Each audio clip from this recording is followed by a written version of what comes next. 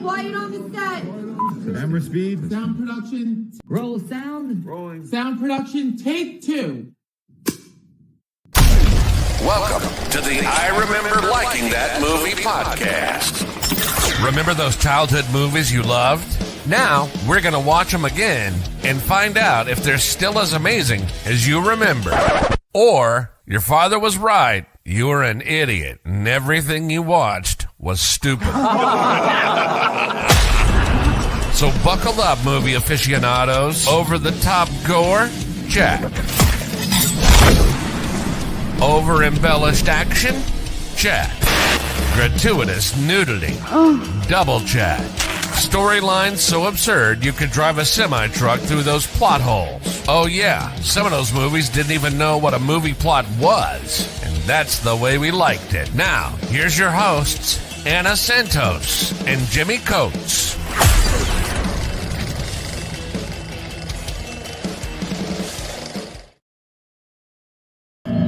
Homie? What he's typed will be a window into his madness. Feeling fine. Wow, that's a relief.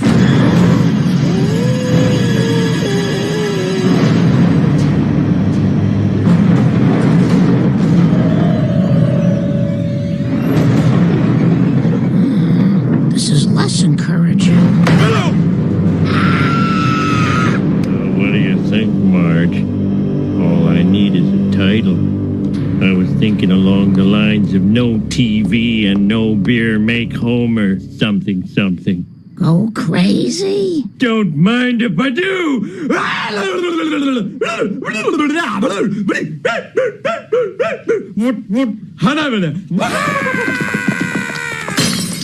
Stay away from me, Homer! Give me the bat, Marge! Give me the bat! Give me the bat! Come on! Give me the bat! Give me the bat! Scaredy cat! Yeah.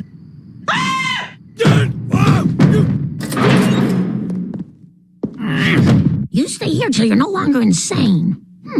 Chili would be good tonight. Homer, it's Mo. Look, some of the ghouls and I are a little concerned the project isn't moving forward. Can't murder now. Eating. Oh, for crying out loud. Come on. No!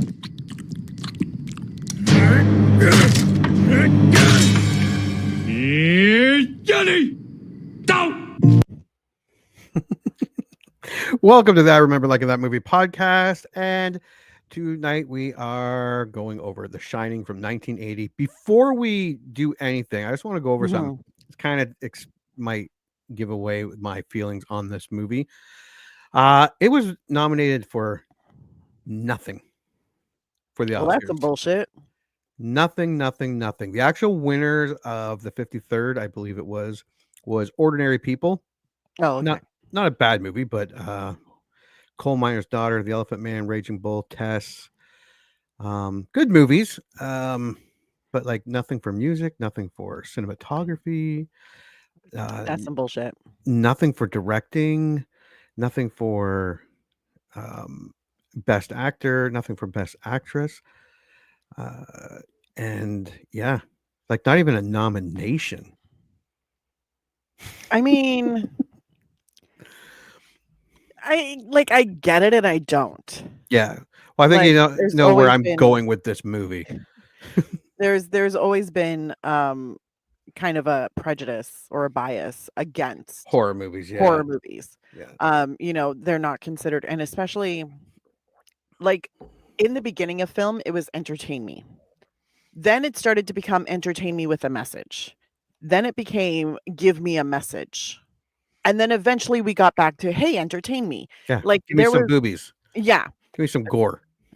give me something. Like just make me entertained. Make me Yeah. walk out of there and go, God, Oh. that was crazy. Don't make me think. Don't exactly do the thinking for me. Did we freeze? Yeah, you did. For a Oh, we're second back. there. Okay. Yeah. So I mean, at this time, we were definitely in the give me a message. There always had to be a message. Yeah. And apparently they weren't paying attention because there was a definite message in this movie. Yeah. I thinking about it after I watched it, I was like, well, shit. No wonder this movie always made me so uncomfortable and very like, oh God. And it put me on edge. I'm like, I get it now. I get it.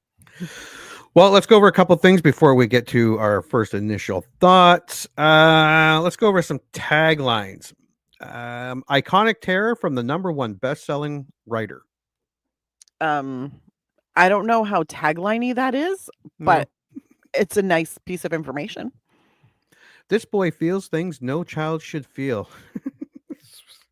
That's Sees things no human being should see. He has a power and there is no escape. that's not a tagline. No. The tide of terror that swept America is here. It's for United Kingdom. That's pretty good. Masterpiece of modern horror. That's just a review quote. The horror is driving him crazy. The what now is driving him crazy? The horror. The horror. The horror? Yeah. I was like, I don't know Not if we the should horror. talk about I don't know if we should talk about the woman in the bathtub like that. He came as a caretaker, but this hotel had its own guardians who'd been there a Ooh. long time. If you take off the last part of The been there last a long part? time, Yeah. that is a great tagline. Yeah. Yeah. Well, let's take a look and I'll share this. Bum, bum, bum, Dun, bum. dun. I was planning on watching the other ones and I did not get to see anything but this. Which I was other so ones? pissed. I was gonna watch Doctor Sleep. Oh, I was gonna watch the TV series Shining. I had it all in which is my available on Apple TV, by the way. and Microsoft And Microsoft too? TV. Yeah, Oh, for $9 or something. I didn't check the price on I didn't get around to watching it. Okay, so The Shining. Oh wait, I want to see something else. The Shining had a Mhm. budget. I like being surprised, but between 15 and $19 million. Okay, So that's I not can that's see that. pretty big for back then. But I can, yeah, just that hedge maze. I mean, The I'm pretty hedge sure they maze? didn't the hedge maze. All of the aerial shots, that would Oh, have cost a pretty fucking penny. and I'm pretty sure they didn't go, oh, we're in luck. We found this hotel that has the hedge maze you want exactly. That was built from the ground up.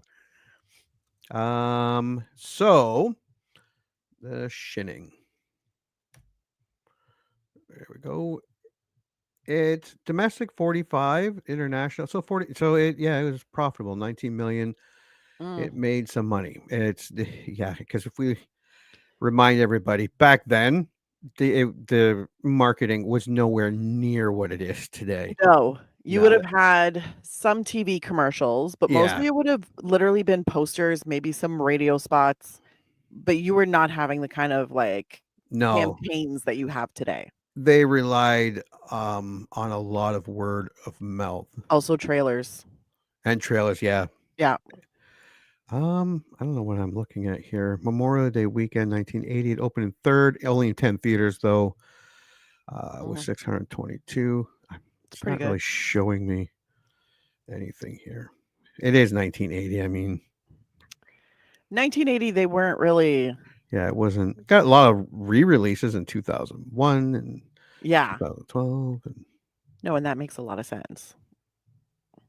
yeah. So it was profitable. Mhm.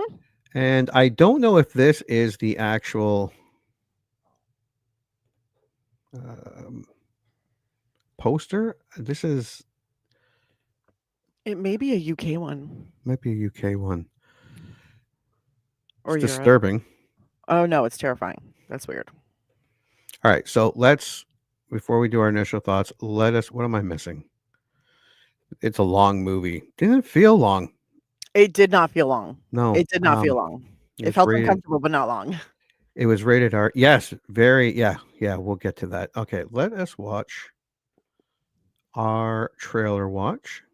When Mhm. we come back, we'll give our initial thoughts.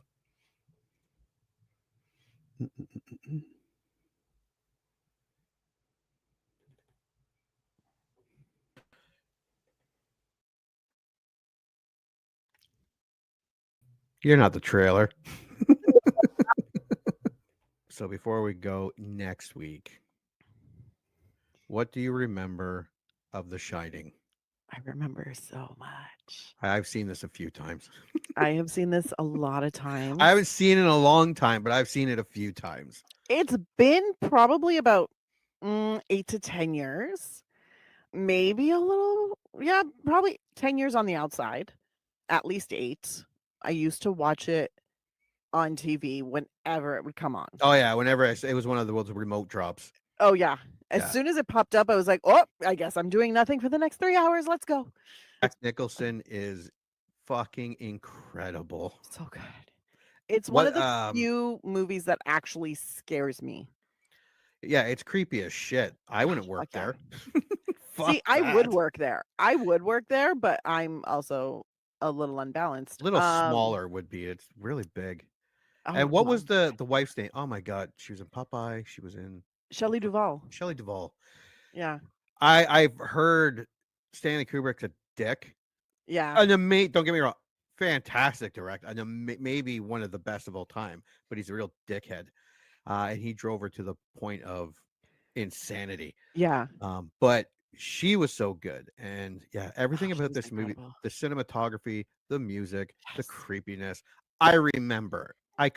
We've been wrong many times, but I have a feeling that we are not this time. Well, because I have a lot of my friends make fun of me because I love a good scary movie. I love a good horror movie. I love a good thriller. I love a good suspense. Like it's my jam. So whenever they ask me like what's the scariest movie you've ever seen, I always say The Shining. And they look at me like I'm crazy. But I'm like, no, think about it. Someone you love gets driven mad out in the middle of nowhere where you're cut off from. I was like, that's fucking terrifying. And then they start hallucinating. You start hallucinating. You're all hallucinating. Yeah. Or the house. Yeah, or it's just not the hotel is crazy haunted. guy. Also, But the it's ghost. everybody's affected. And then you end up having to run away from, and you're running for your life. And there's no help coming. Terrifying. Did you ever watch the TV one with the guy from Wings? No. They made The Shining as a two-parter. The guy from Wings plays the dad. It's actually it's not as good as this one, but there's more to it. There's more to it. Oh.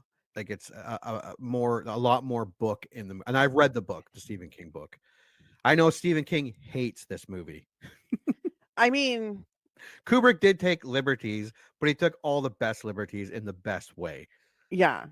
I mean, they always do that. Okay, They always do that. The miniseries was actually pretty good. I remember it being good. I have not seen that movie in a very long time either. Well, now I want to know where I can see it. This is, oh my God. This is interesting. I'm looking at images of the TV series. Yeah, for a TV movie, it was pretty good. Oh man, I want to watch this now. Okay. All right, well, let's take a look at the trailer. Official trailer 1980. All right, let's make this a big one. Oops, my bad.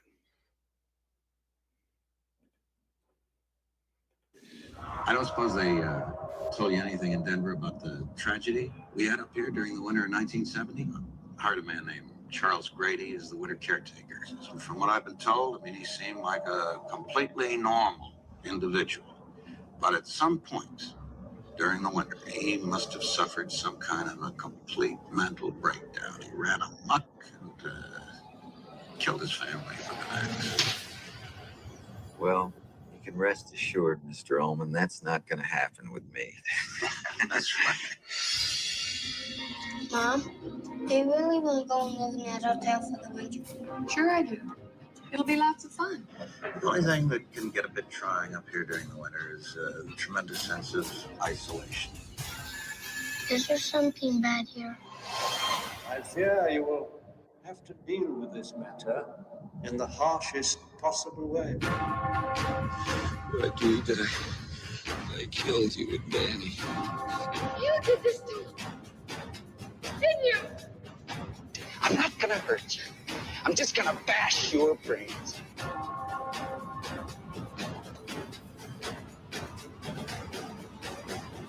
Here's Johnny.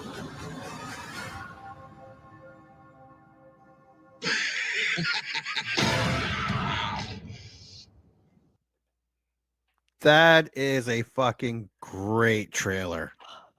That is a great trailer. I cannot wait. It looks so good. It still looks so good.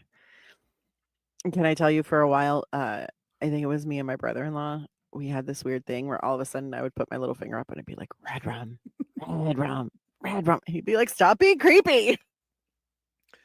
So what do you think? What's your prediction? I think I'm still going to love it, and I think it's still going to creep me out. I think I'm still going to be very uncomfortable watching it and like have a little sigh of relief when it's done. I'm so confident that I'm going to like it that I did get the 4K of The Shining. Oh my. With special features and stuff like that. I don't know what's on there, but maybe I'll report. And not only am I going to do that, I'm also going to watch Dr. Sleep. Oh, on 4K. And it also has the 30 some odd minutes added to the director's cut. And wow. I totally forgot about the miniseries until I just remembered as we were talking. I'm going to try to find that and watch that. It is gonna be a Stephen King week for you. Well, we're supposed to just get pounded this weekend and this week of snow. They're calling up to anywhere from 20 to 40 centimeters. Oh, fantastic! In the next 24 hours here. And yeah, we're getting a little less than you. I think they're calling, like, the max that they're calling for down here is about 20 centimeters over the weekend. It's a lot for there. It is a lot. Like, when I was shoveling snow today, I was like, yeah, it's bullshit. How long has it been since we've had over a foot of snow? It's been forever. Yeah, I remember the last time, because I lived in Mississauga for the longest time, and we had a one winter that was ridiculous. But that was a long time ago. Yeah. Yeah, like, I got snowfalls, but then usually the next day it's like 6 degrees and everything melts. Yeah, for a few years now, I've said, like, this is some bullshit. I got a snowblower. But what a perfect time to watch fucking The Shining, Dr. Sleep, and then Dr. Sleep again. I don't know if I can watch all of them between now and Thursday, but I'm going to try. I'll start with The Shining first, and then work my way up. I'm gonna see if I can find The Shining this series, because I have never seen that. Yeah, I have, and I remember it being really, really good. Again, I'm gonna see if I can watch that. Oops, that's the wrong one. That's the wrong one. All right, my initial thoughts. This movie was awesome. This movie, and I watched it on my 4K on my big TV and everything. The cinematography was awesome. The music was creepy and awesome. The direction, he's apparently it was a mental case, but fuck could he direct? And the performances by Jack Nicholson and Shelley Duvall were amazing. Like, this is a near perfect movie. There were a couple inconsistencies with the only one that really caught my eye is when he was talking to the guy about The Shining, and he had some chocolate, and then in one scene it was gone off his face. That was it. And there might have been more, but I was so into the movie that if there was, I didn't notice it. One issue I had was with the Foley, because a lot of footsteps were wrong. Like, it's not even that. And some of the stuff, like when he's riding his big wheel, it's timed incorrectly. So I'm like, what the fuck? He's on carpet. That sounds shouldn't be happening. Were you watching on VHS? No. No, I was not. But it was just a few like Foley issues. But other than that, I was like, I mean, for a movie from 1980, that shit's old. That shit's old. Yeah, forget nostalgic. This was alien to me. Like, I do kind of remember a lot of it. Actually, some of the bowls that they were using and shit, and some of when she was in the kitchen and all that. Like, I noticed a couple things from like my childhood, of course, but a lot of it was like that's way before I could Yeah, it's Yeah. before you would have noticed a bowl or a And plate. but yeah, the Jack Nicholson, talk about fucking creepy. So fucking creepy. So, but it's funny because watching this and like now, because I'm like, I never picked up on this before, but I'm like, he was always like his character is always just a little off center. Yep. But you don't pick up on it because it is very subtle leading up to it. And you kind of hear and you're like, oh, well, like when I was younger, you kind of believe the bullshit story about how the kid dislocates his shoulder. But then as you're watching it now and you're watching him in the interview and you're just seeing this stuff happen, you're like, the fuck? Well, You get Stanley it. Kubrick on purposely tried to make Jack Nicholson's character very unlikable, so that there was no, which is different than the book, because the book, he does have a lot of redeeming characteristics, and Yeah. he is a victim and you do see it and feel it. And in the TV movie, I think it portrays that a bit more. But Stanley Kubrick wanted the audience to not like Jack Nicholson from the beginning. Now, I will say this. Mhm. We've had so many snow days. And I was trying to watch these movies, and have I have not connected with a character so intensely as Mr. Torrance. Yo, man, that's fucked up. That's fucked up. I'm sitting there going, I get it.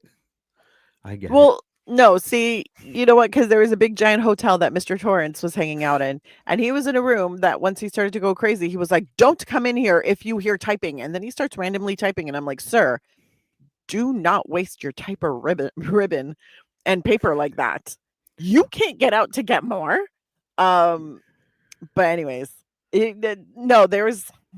Oh, when he was when he was losing it, and he was Yeah. confused, and he was dreaming, and he was spaced out and lost, and she comes in telling him that it wasn't him that choked Yeah. his son. There's someone in the house, running around the house, and then that silliness of a question snaps him out. But he's like, "Are you out of your fucking mind?"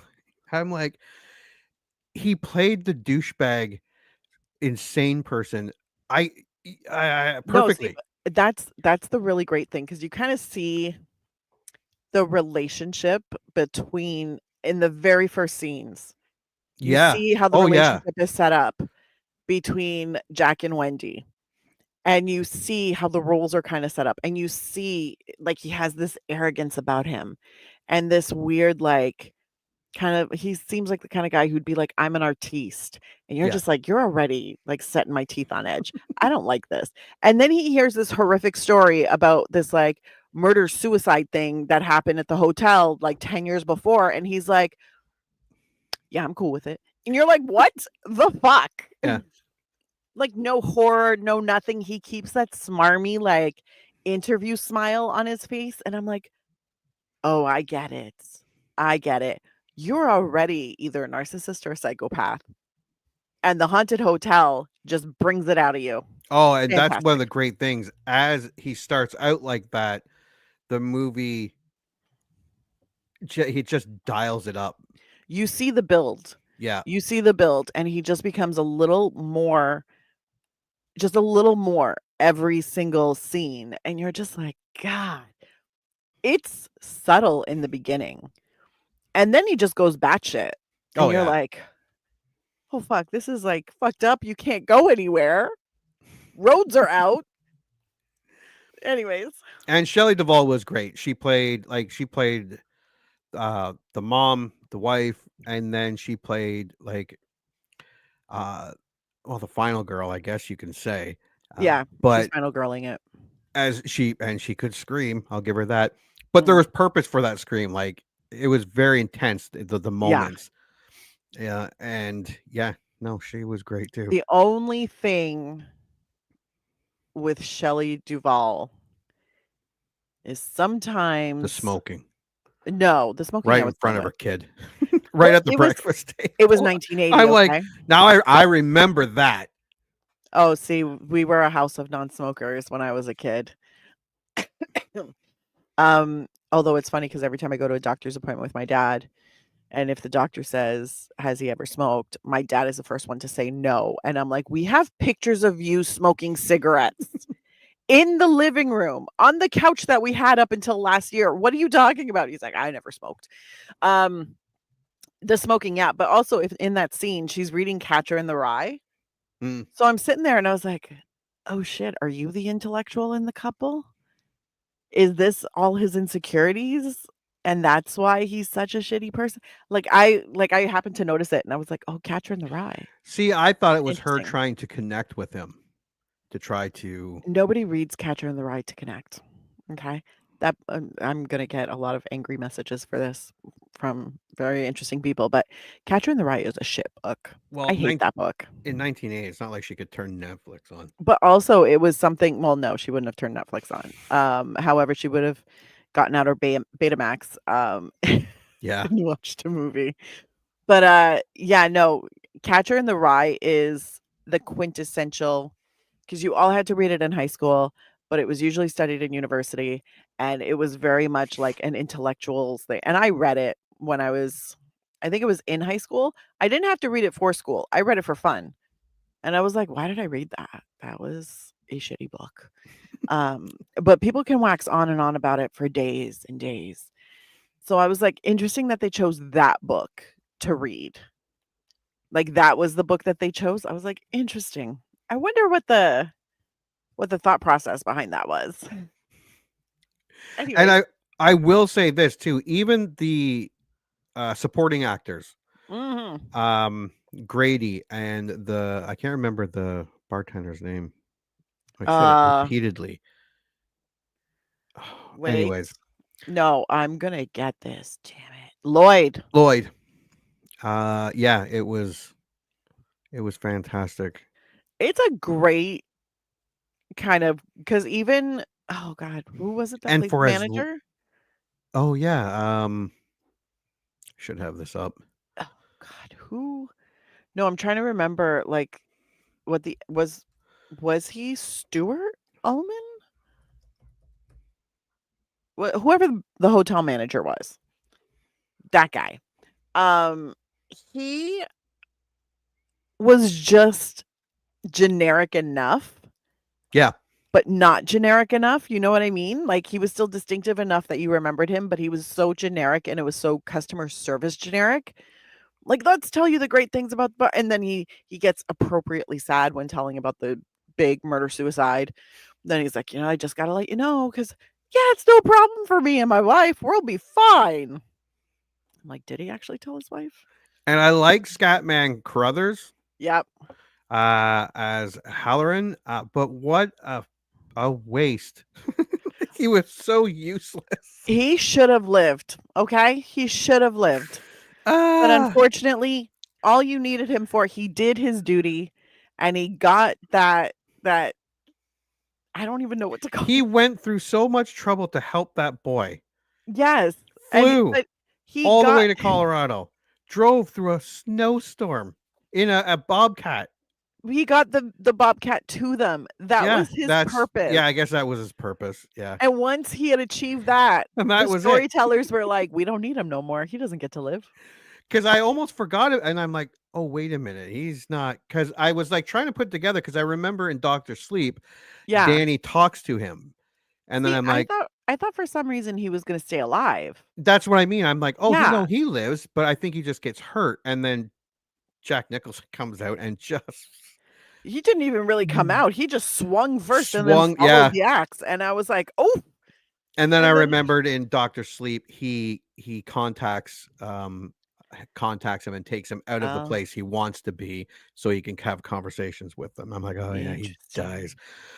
So he didn't. Yeah, but you're right. He did bring the. Do you know what I just realized we didn't do? Or are we still going to do them? Because we've been talking about this movie like for a while. The reviews. Oh shit! Yeah, that's right too. Okay, I remember. Like I actually, while we're talking, I'm like, I know I'm forgetting something. Well, no, because I was like, oh, we'll do initial thoughts, and then, but I realized I'm like, we've been talking about this for a while. So we should probably see what other people have to say about it before we really get into what we want to say about it. All right. Well, I'm gonna share it. Do. What are we starting with? Rotten Tomatoes. Okay. I'm gonna go on a limb here. Yeah, 2 hours and 22 minutes. Rated R. Horror mystery thriller, and it has 106 reviews, coming in at 83%, and 250,000 plus audience members give it 93%. Makes a lot of sense. So if Makes you a want lot to of start sense. with a good one, I'll look for a bad one. How do you not like this movie? Ooh.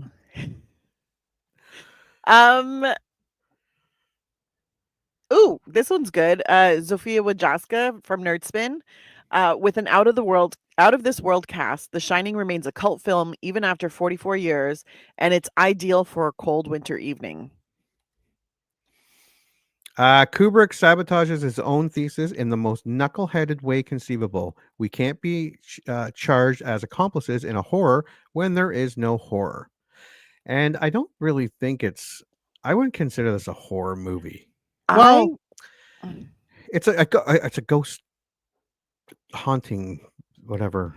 It may be a supernatural movie, but also at the same time, I would almost consider it a suspense movie. Yeah. Like, it's more suspense. Like, yes, there is, like, hey, the hotel's haunted. But because of the way the characters are developed, you already know something's wrong with Jack at the very beginning of the movie before anybody's even gotten to the hotel. So you're like, yeah, I see what this is. Let's see. Oh, The Shining might be one of the most accessible classics to new viewers of today to understand why it is, in fact, one of the greatest and most influential horror movies of all time. The ending is still mind-blowing after all these years. That's from Manuel Salmbent from MSB Reviews. David Denby, New York Magazine, Vulture. There are a few terrific thrills and some eerie moments of dislocation that only Kubrick could achieve, but most of the movie is unfelt, unscary, and bizarrely heavy-handed. It's the first pompous haunted house movie. Interesting.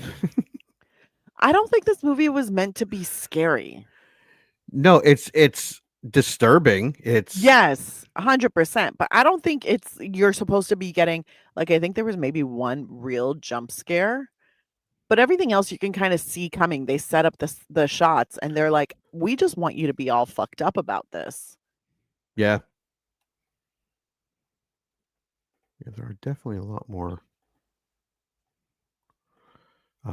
better positives here. Yeah. Oh, this one's not bad. Ian Nathan from Empire Magazine. Ostensibly a haunted house story, it manages to transverse a complex world of incipient madness, spectral murder, and supernatural visions, and also makes you jump.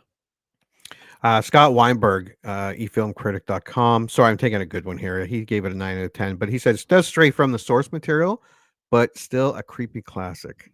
Oh, Roger Ebert. Oh, there we go. Yeah. Roger Ebert is here, and he said the movie is not about ghosts, but about madness and the energies it sets loose in an isolated situation primed to magnify them. I totally agree with Roger Ebert.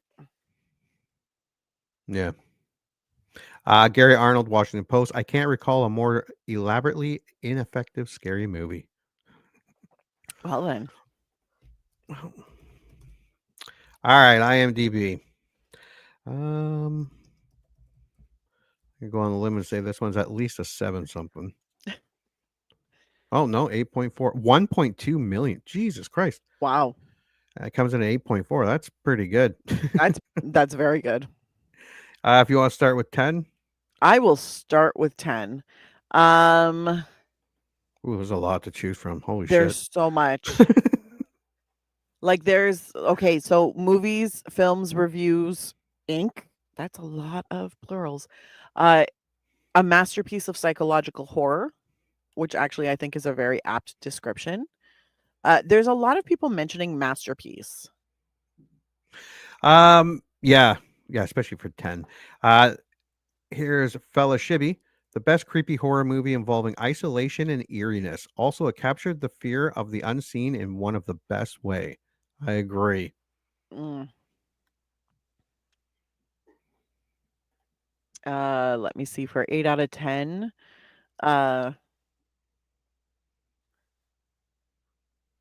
Stanley Kubrick's epic nightmare of horror.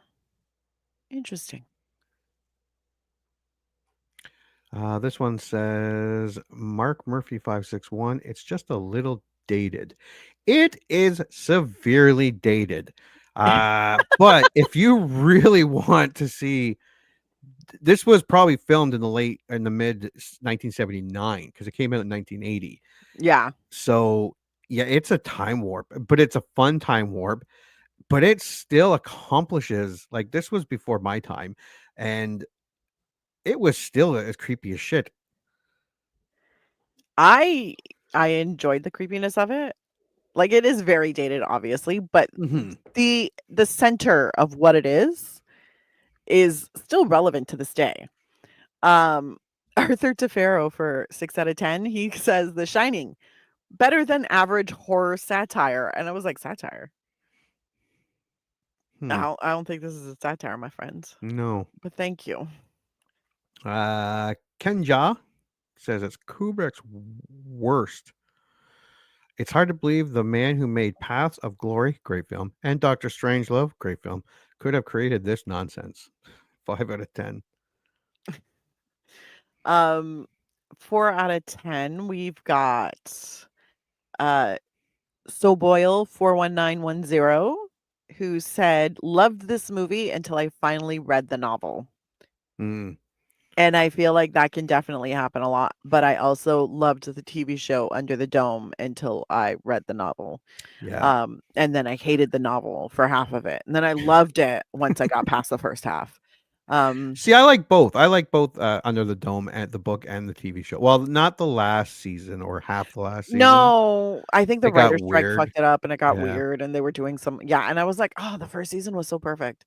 And I don't know who warned me, but they did say, I went into this movie, I believe I read the book first because I was a huge Stephen King fan, or I still am.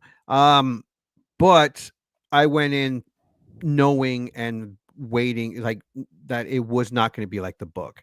And it's not like the book. The TV movie is a lot like the book. Okay. I still don't know if it was good or not.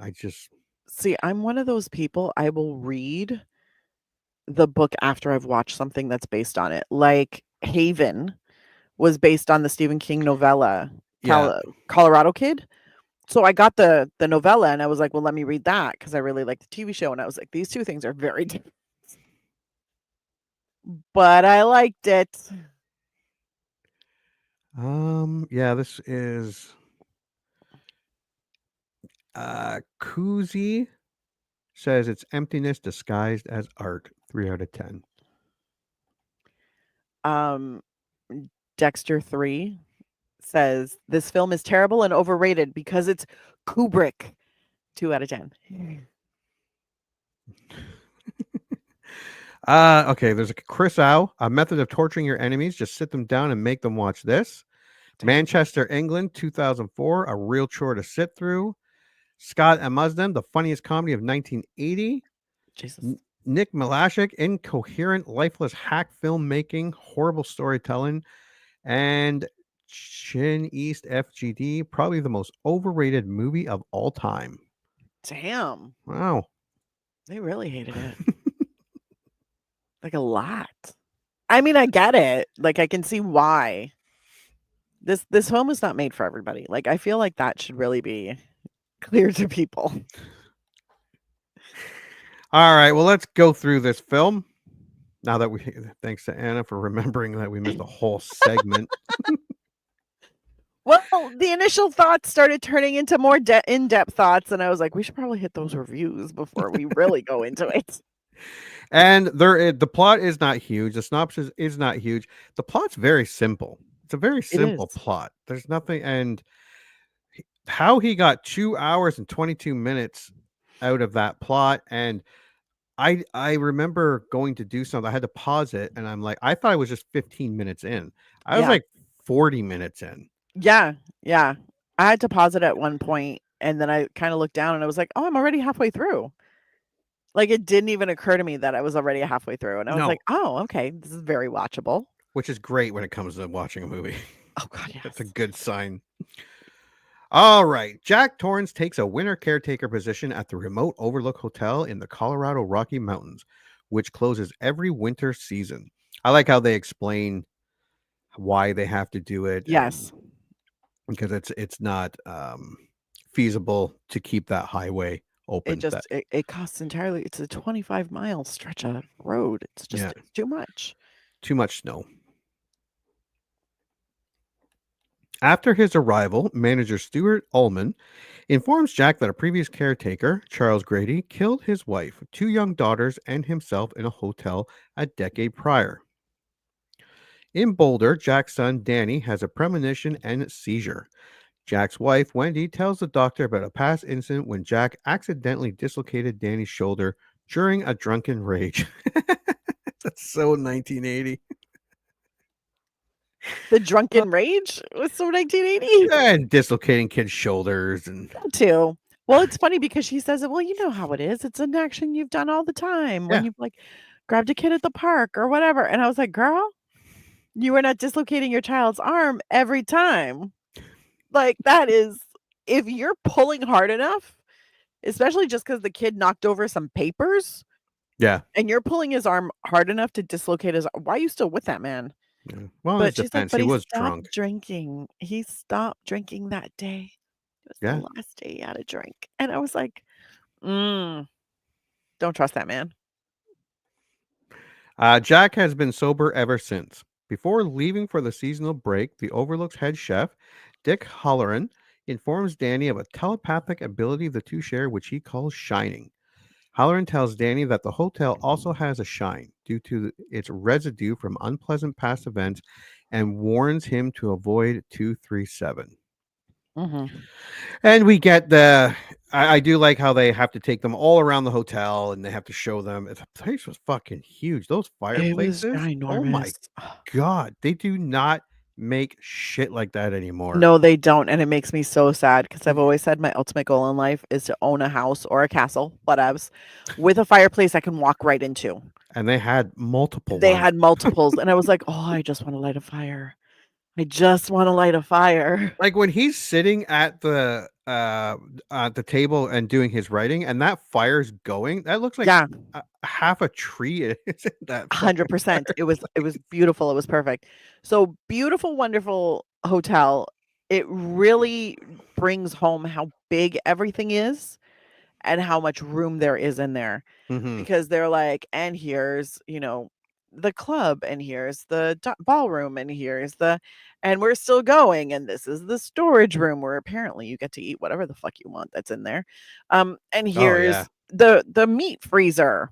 And the chef was like, you could there's so much food here that you could have a different thing. You wouldn't repeat the menu ever. But also he's like, a 15 rib roast. I was like, there are only 3 people there. Yeah, they're gonna eat that entire thing for an entire week. Yeah, it was a lot, but I was very excited because I was like, I would love to cook in that kitchen. Yeah. A month passes and Danny starts having frightening visions, including of the murdered Grady twins. Okay, in Grady's defense, if those were my girls, those creepy fucking kids, I'd kill them too. No, you wouldn't. Those kids were fucking creepy. Come play with us, Danny. Because they're dead. You're not seeing the live kids. I'm sure the live kids were not creepy. I'm pretty sure that's the what dead they were ones, like. yeah, super creepy. Play with us forever. I'm like, oh, Jesus. Yeah, no, that's weird. But they're dead. Like, that's where the creep comes in. Sure, they were perfectly fine when they were alive. I also read that this was Danny's, the kid who played Danny. Yes. This was his first movie. I don't know if he did any other movies. Stanley Kubrick, who didn't mind, pushing Scatman, the chef, he said sometimes he had to do 150 takes. That after this, he went and did a movie for Clint Eastwood, who's notorious for one takes. If he likes your take, that's it. And he did a take, and Clint Eastwood said, "Good, cut, next scene." that scab, he actually had tears coming out of his eyes because of the bullshit that he went through, The Shining. Yeah. But anyways, he drove Jack Nicholson nuts, drove poor Shelley Duvall nuts. Yes. But he was so protective of Danny that because Danny thought he was making a drama, he had special dolls made so that when the mom there was really bad things and she was like running with them, that he was not part of it. He was very protective not to freak this kid out, which I thought was kind of cool. It is nice to hear when, kids are actually treated like kids on set. Yeah. Because it doesn't happen often enough. Especially for like someone like Stanley Kubrick. Yeah. But you don't have to be an extra asshole to the adults. Like, you don't have to. No, but he is a perfectionist and he gets results. No, don't get me wrong. Gorgeous movie. But you don't have to drive people to a mental health episode. No. Like, you don't have to do that to get perfection. This Kubrick. I'm an artiste. This could have been this was him. He was Jack. This was more of a biography. 100%. Meanwhile, Jack's mental health deteriorates. He suffers from writer's block, is prone to violent outbursts, and has dreams of killing his family. Yeah. It was the escalation to that was great.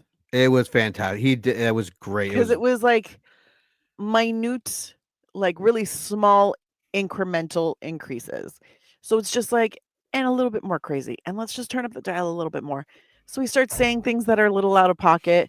And poor Wendy Torrance is just like weird. Yeah. But not super weird. And then she's like, do you want a sandwich? Or do you want to come for dinner? And he's like, fuck off. And she's like, okay, when can I read it? And that's when he does the, if you see me typing, pa, pa, pa, pa, pa, don't come in. And I was like, yo, man. I can't wait to use that on my wife. Oh, dude. She probably won't wait for her to hit you. Yeah. You'll see me on the next one. I'll have a black eye. Yeah, that's when you'll know when I tried it. Yeah, I'll be like, you told her not to come in when you were typing, right? And he was like, yeah, god damn it. But anyways, it frightens her and it makes her really uncomfortable, but she's still trying to be like super happy because I think she was so used to living with drunken, angry Jack that she was like, oh, okay, I'll do that. And I'm like, oh my God, she's got so much like battered woman syndrome. Like I'm like, how much fear was she living in before they came to this hotel? And why would she agree to go to like a hotel in the middle of nowhere does she really think that it's just the drinking? And then the house is like making everything amplified. And I was like, this is a cautionary tale for abusive relationships. One of the things I noticed as well is that Jack didn't overly fight this. No. He was confused sometimes. Yes.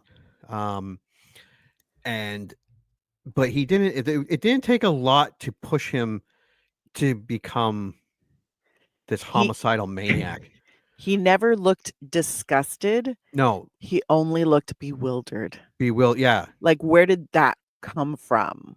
He did have that one dream where he felt bad, like because he had a dream of murdering the two of them. So, yeah. Yeah.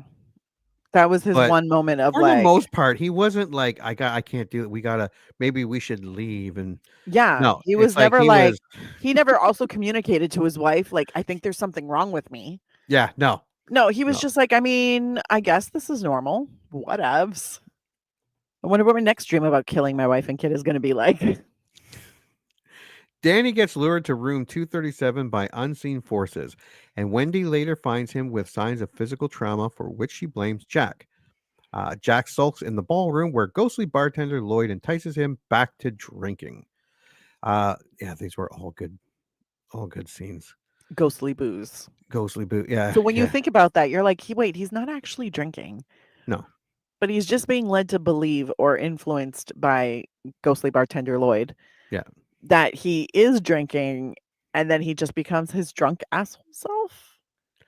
Yeah. Well, what does he say? He does say like, I'd sell my soul for a beer. And he does. And he does. Yeah. Well, more accurately, he gives it away for free. Yeah, pretty much. Wendy tells him that Danny was attacked by a crazy woman in 237. That's one of my favorite scenes. when he snaps at him, he's like, "Are you out of your fucking mind?" Well, also she comes and like she's so frazzled and so just like out of it and scattered, and then she doesn't even acknowledge that she accused him of choking his own kid. Yeah. So I'm like, don't get me wrong, I understand being testy, but your wife is obviously having some sort of weird breakdown because she realizes there's someone else in the hotel who just tried to kill her kid. And I was like, man, this is not going to end up good. I love the conversation. The dialogue is fantastic. The Yes. conversation, and I like how he's telling Lloyd about how he, dislocated his kid's shoulder, and Mhm. and she never forgave him for it. Yeah, I'm like, I would never forgive you for that. Yeah, I would also probably tell officers that I didn't know where you had gone. You had just disappeared one day. Jack investigates and encounters a hideous female ghost in the bathroom. She wasn't hideous at first. No. Because you got boobies and you got full frontal. Full frontal. And full back. Yeah, there was full nudity. There was full nudity for that As woman. joyous as I was for a second, that fucking creepy music was so like kind of like, something bad's gonna happen. There was honestly, I think the creepy music kept me at a pretty solid like low stress level. Like I was stressed. Yeah. But just not super stressed through most of this movie. Just because of that movie, just because of the music, because at certain points, like they would start adding in extra sound effects and I'd be like, oh, fuck. Yeah. Something's about to go down again. Because even the beginning, like I have a giant TV and I watch it on 4K and that cinematography, but that music was so. The music makes your stomach drop. It makes you think something. I'm like, are they going to crash right now? Like it already puts you on edge right at the very beginning as you're watching these beautiful, absolutely stunning settings like go by and you're just like, oh my God. And then there are mountains and you're like, oh, and I was like, this is also really driving home the like isolation and the loneliness. Oh yeah. Because you only see like one car that drives past them. Other than that, it's just this one car on the road alone. Yeah. And there's nothing but nature for almost the entire ride there. And like the entire part of the ride that we're following. And it really kind of drills home like there's nothing. There's no one. They're solitary. That's it. And you're just like, I mean, don't get me wrong. It seemed very attractive to me. I was like, that sounds like the perfect winter. Let's do that. But yeah, no, it really set up like just how alone they were going to be.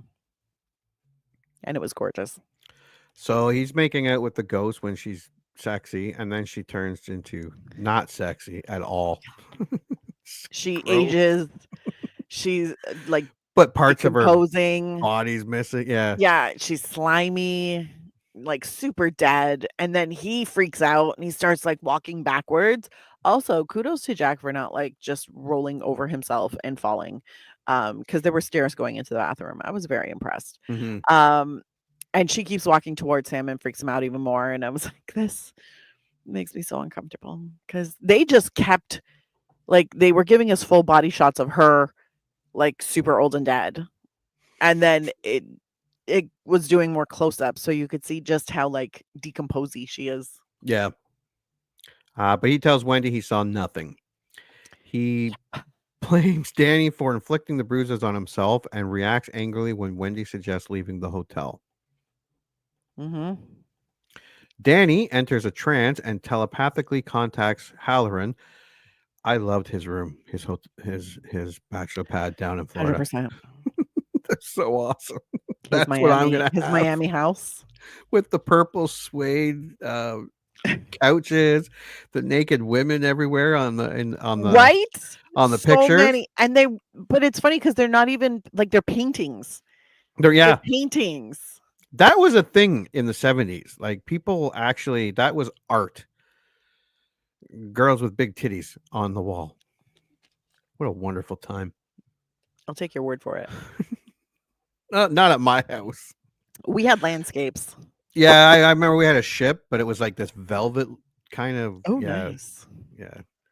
We didn't have any velvet, just canvas. Returning to the bathroom, Jack finds it filled with ghostly figures. Oh, returning to the ballroom, Mhm. Jack finds it filled with ghostly figures, including waiter Delbert Grady, who urges Jack to correct his wife and child. Yeah, this is where he's like, what do they call you? Because he's calling him Jeeves because he Yeah. spilled some stuff on him, and they go to the bathroom to clean it up, and he says Grady, and he's like, you were the caretaker here before, and he's like, I don't know what you're talking about. I've always been here. Yeah, I wasn't the caretaker. I've always been here. Like, but there's that's when you get his confusion when he's trying to explain to him to kill his things, and there's a person drops the N-word, which a lot, yeah, yeah, and confuses yeah. Jack. He's like, huh? It's so funny though, because I think I wrote a note and I was like, oh, that's a slur. Oh, look, another one. But Wendy finds Jack's manuscript written with nothing but countless repetitions of the proverb, all work and no play makes Jack a dull boy. Following the formatting of various different written manuscripts. Yes. Yeah. Like I was like, is he writing a script or is he Yeah. writing a novel? What is he writing? Is that a poem? This was a great scene too. Yeah, because she's like super into it, looking at all the pages, and like the horror on her face just keeps building. And she realizes just how nuts her husband is. Yeah. Yeah. Maybe he's gone crazy. Yeah. She's like, I feel like I am no longer safe here with him. Wendy knocks him unconscious with a baseball bat. Yeah, that whole part with the baseball bat. Give me the bat. Give me the bat. Yeah. Not gonna hurt you. All I really wanted for her through this whole thing, I was like, girl, just lock your wrist. Like, And lock your swing. and properly swing that bat. Babe Ruth, that Don't shit. just like wave it in front with like yeah, a because she limp had her wrist. hands on it halfway up. I'm like, you're not. Yeah, I was like, you'll not hurt gonna- him, but You'll hurt him, but not enough. yeah. This is not how you defend yourself with a bat. That was my one and only complaint. I'm like, I wanted her to have a firmer grip, even if she didn't take a full swing, because I understand the character. She doesn't want to swing on her own husband. Like, I get that. However, I was like, at least look like you're ready to swing on him if you have to. She did not look, she looked like she was ready to do a song and dance number with the bat as like an accessory. And it was driving me nuts. Wendy knocks him unconscious with the baseball bat and locks him in the kitchen pantry. But she and Danny cannot leave because Jack previously sabotaged the hotel's two-way radio and Snowcat. Back in their hotel room, Danny says Redrum repeatedly and writes the word in lipstick on the bathroom door. Wendy sees the word in the mirror and realizes that it is actually murder spelled backwards. And he does all of this while holding a very large knife. Yes. Which I think is super important because she wakes up and she's got Danny standing above her holding this giant knife. She looks in the mirror and she sees the red rum is actually murder. And it's terrifying. Jack is freed by Grady and goes after Wendy and Danny with an axe. Danny, yeah, I did read that Jack Nicholson was a volunteer firefighter for quite some time. And when the props people built the door, he tore through it within a second or two. And Shelley Duvall said they went through 60 doors, but after a few of him just plowed, they actually had to make sturdier doors for him. They were like, we can't use the prop doors anymore that we use for the weak little actors who only have pretty muscles. Yeah. This one actually knows how to like axe through a door. So Danny escapes outside through the bathroom window. Oh, the one scene that it didn't say here, when he's in the room looking at the maze. Yes. And you see looking down, tiny... they're walking, and it just, without even noticing it, it cuts to the actual maze. Yes. Was a fantastic shot. And it was fucking huge. Jesus Christ. Built to scale. My God. Danny escapes through the bathroom window, and Wendy fights Jack off with a knife when he tries to break through the door. That's where we get the whole here's Johnny. Yep. Halloran, having flown back to Colorado from his Florida vacation, reaches the hotel in another snowcat. His arrival distracts Jack, who ambushes and murders him in the lobby. Thanks for nothing, Halloran. But I'm wrong. He did bring a snowcat, so Yes. R.I.P. Halloran. He calls ahead to make sure. He's like, hey, what are the weather conditions like? I just flew in. yeah. I'm gonna drive to you guys. So like and oh no, all the roads are closed. I'm gonna need, I think he said I'm gonna need a ski cat? Snowcat. Snowcat. And he's like, yeah, I got one. All right. And then he gets there and then he drives up and then he's like walking down the hall Yeah. and he's Here's your having like snowcat. and act to the chest. And I was like, no, you're supposed to live at least a little bit longer. He then pursues Danny into the hedge maze. Wendy runs through the hotel looking for Danny, encountering the ghost and a vision of cascading blood from the elevator, similar to Danny's premonition. Which is always gorgeous. Every time I see it. Yeah, it is. In the hedge maze, Danny carefully backtracks to mislead Jack. This was fantastic. That kid is smart. Yeah, I wouldn't have thought of that. Neither I'd would still I. be running. I'd eventually get tired, sit down, and get hacked up. Oh, I can't go on. Kill me. Jack and hides behind a snowdrift. Jack plunges onward without a trail and becomes lost. Danny and Wendy reunite and leave in Halloran's snowcat, leaving Jack to freeze to death in the maze. That shot where it just classic. And he's just his face frozen. Yeah. His face when he's frozen there is fucking incredible. I love it. It's one of my favorite things.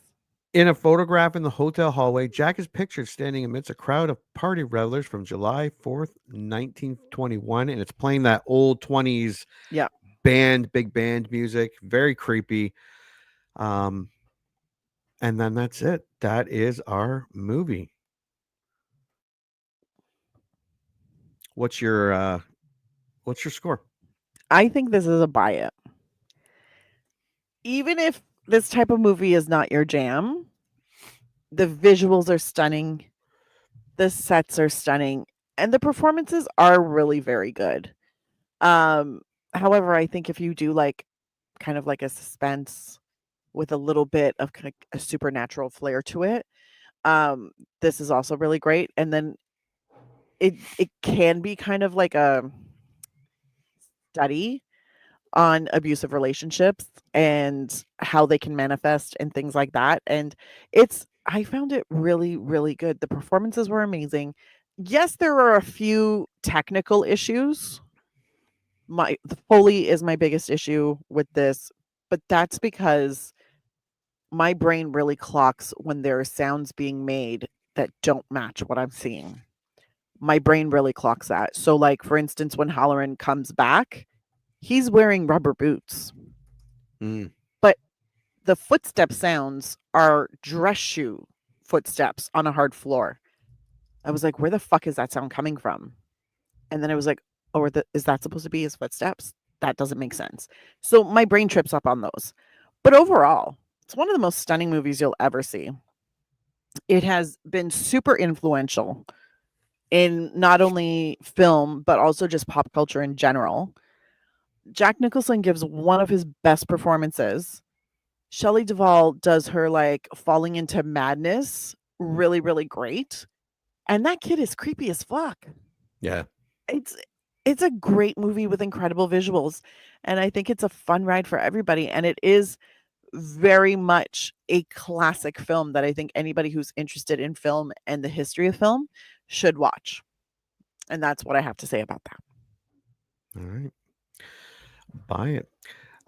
Yeah, if you remember liking The Shining and haven't seen it, you probably enjoy it more now. I did.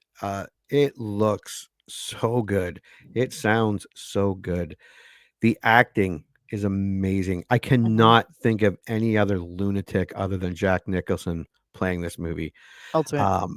They actually I read a quote that Jack Nicholson was kind of pissed that Stanley Kubrick was taking all the credit for making such a great movie, when he was like, hey, we were in the movie too. And he actually said that when he watched Shelley Duvall, he thinks that she's like, that was one of the most demanding and amazing performances from an actor. Yeah, everything about this movie is great. Yes, it has aged, but that helps in the believability that if you go back, this is 1980. There Yep. were no cell phones. There were no constant snow removal. They were isolated. Mhm. And this is a 2.5 hour movie that doesn't feel like 2.5 hour movie because it looks gorgeous. The dialogue is great. The acting is great. I was kind of sad when it was over. I do really want to watch Doctor Sleep and Yeah. continue because of how good this movie is. Yeah, I say, but well, I bought it.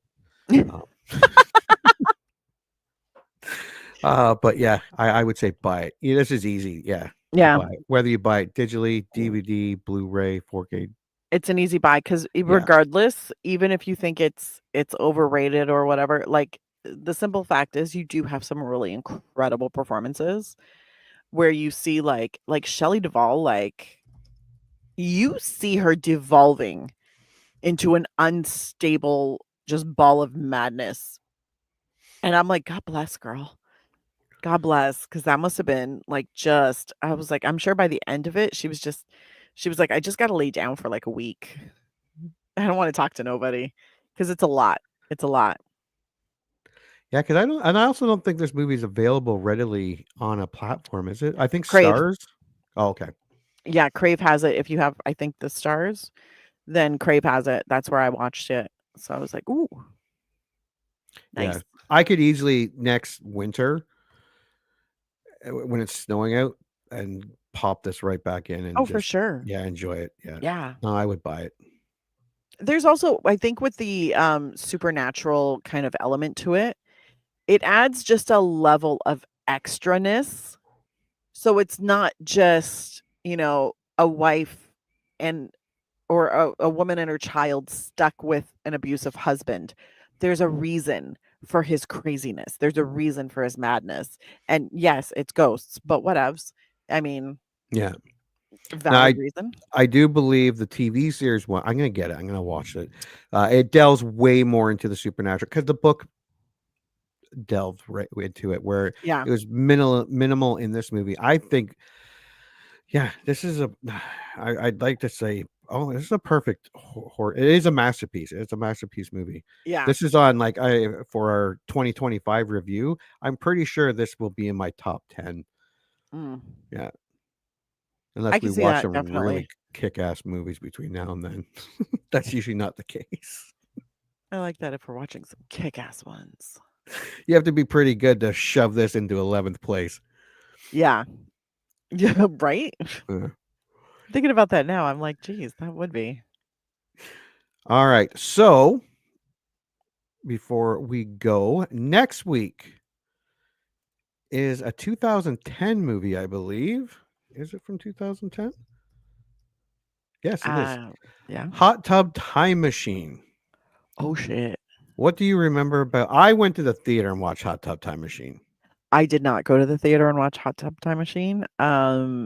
Although it did come on TV fairly. I had a lot of friends who thought it was really fucking hilarious. And when I say it like that, because these people could not stop talking about how fucking funny it was. And then I Sometimes watched that it. ruins the. Yeah, and I watched it and I was like, I mean, it's good. It's funny. And that was it. Like, I wasn't that enthralled with it, but I liked it. And then now, like, it was funny because when we did the list and like that was on the list, I was like, you know what? I don't know if because I haven't watched it again since then. So I had a moment where I was like, was I not crazy about it because everybody else hyped it so much? Yeah, that's happened a few times to me. Yeah. And I was like, or is it just because I'm like, it's a good movie, but it's not great? Yeah. So I'm really excited to watch this again. Yeah, because sometimes people can really, and then you're like, whoa, slow down there. It's not bad, but Jesus Christ. I just went on the trailer to the movie theater, and I'm a huge John Cusack fan. Yes. And this was really him going back in time to a time where he was huge. I mean, he's been huge for a long time, but the 1980s John Cusack, yeah, and this is where he was going. So I do remember liking this movie. So let us watch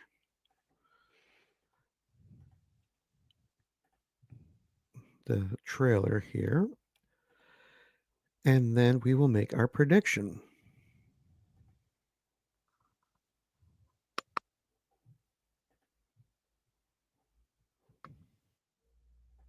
A typical road trip weekend consists of partying, hooking up, and going wild. But in 2010, 4 friends will discover a new level of awesome. Go. All right. Look, what are we gonna do? You guys are terrible at quarters? Let's break into a school or steal a cop car or something, huh? You have Ritalin? What? Guys, come look at this.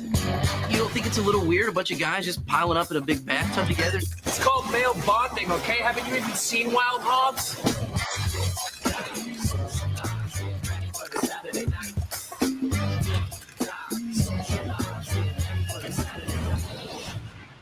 Watch out, here I come.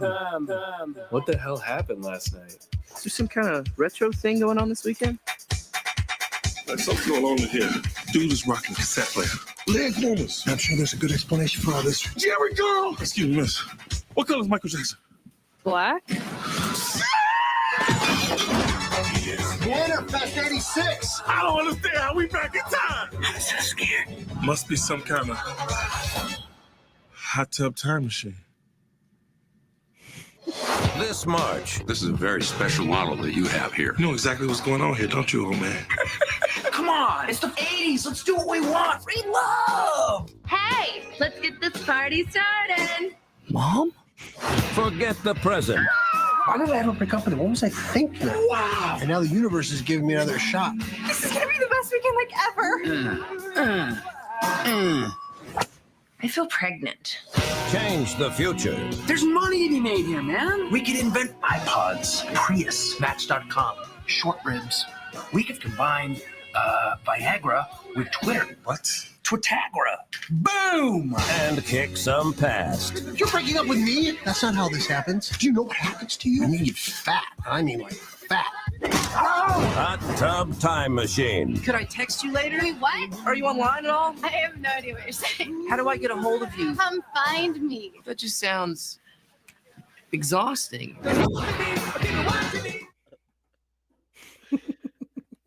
That does look good. I have not seen this movie in a long time, since probably at least 10, 12 years ago. I probably saw it about a year after it came out, and then never again. And then never again? And then never again. And I remember liking it, but not loving it. Yeah. And I'm concerned that the majority of the jokes I would find funny were in that trailer. In that trailer. Yeah. I think I'm going to like it. It looks funny. I love the cast. I mean, good cast. Yeah. Great cast. So hopefully it's funny. Like all the way through funny and not just like the occasional, ha, that was good. All right. So anything you want to add to The Shining? Nothing that I want to add to The Shining. However, I do want to share that last Friday. I went on a Galentine's date with my friend Becca, and we went to go see Heart Eyes in theaters. And I highly recommend it. It was so fucking good. Like, I was expecting a cheesy slasher movie. By the end of it, I was like, I was not expecting anything that good. And it was amazing, and it was funny, and it was gruesome and super gross and a little weird, but like so good. So good. Yeah, I want to see it. I highly recommend. I think everybody should go. Have you seen Nosferatu yet? No, not yet. No, me terrible. neither. My kids suck. I'm trying to wait for when I can get like a solid hour and a half, 2 hours of uninterrupted time. But I find by the time I'm like alone, I'm like, well, fuck, I'm already sleepy. That's sad. I was just about to say, by the time I get it to where the kids are gone away from the kitchen area, because you can, and then they're disappeared, I'm like, I'm fucking tired. See, for me, it's Papa Santos. because my father apparently has forgotten how to answer the phone. So every time the house phone rings, I have to answer it. And I'm like, sir, you know how to answer the phone. It's right next to you. So I have to pause whatever I'm watching. I have to get up. I have to walk over. I have to answer the phone. And we have caller ID. So I'm like, it even tells you like out loud who's calling you, and you still don't want to talk to your friends. All right. Super nice. Anyways. Well, thank you for coming back to 1980. We have 2 buys for a movie that we agreed is pretty good. Pretty good movie. All right. I enjoyed it. Well, thank you for joining us. And until the next movie we remember liking. And now, folks, it's time to say goodnight. We sincerely appreciate your patronage and hope we've succeeded in bringing you an enjoyable evening of entertainment. Please drive home carefully and come back again soon. Good night.